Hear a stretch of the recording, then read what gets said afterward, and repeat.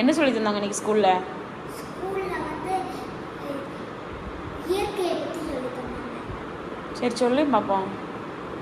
இப்போ நம்ம ஏரி, குளம், கடல், அருவி எல்லா இடத்துக்கும் போகிறோமா, அங்கே வச்சு ஷாம்பு தேவைமா, அந்த ஷாம்பு கவர்லாம் அங்கேயே போட்டு வந்துடுவோம். அந்த கவரை பல உயிரினங்கள் முழுங்கி உயிர் இழக்குது. அதுக்கடுத்து நம்ம குளம், கடல் அந்த மாதிரி இடத்துல துணி துவைப்போமா, அந்த குடையெல்லாம் எக்கோசிஸ்டம் மாசுபடுத்துது. கடலில் போய் துணி துவைக்கியா என்ன நீ? பாதி பேர் துவைப்பாங்க. கடல்லையா? சரி. இதனால எக்கோசிஸ்டம் மாசுபடுது. கடல்லலாம் போய் துவைக்க மாட்டாங்க. எக்கோசிஸ்டம்னா இப்போ பூச்சி வேற என்னது பூச்சிகளாம் அதோட கனெக்ட் ஆகி வாழ்றது, அதோட சார்ந்து வாழ்றது, அதான் எக்கோசிஸ்டம்.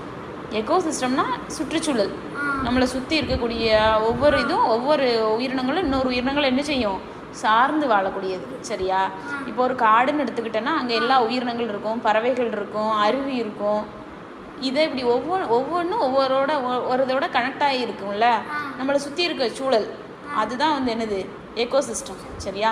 அப்படி அந்த எக்கோசிஸ்டம் பாதிப்படையும் போது என்னாகும் அப்படின்னா உயிரினங்களுக்கு வந்து ஆபத்து ஏற்படும். ஒவ்வொரு உயிரினங்களாம் என்ன செய்யும்? அழிய தொடங்கும். ஆனால் அப்படி ஒவ்வொரு உயிரினங்களாம் அழிஞ்சு போச்சுன்னா நம்ம இயற்கைக்கு நல்லதா? எதனால்?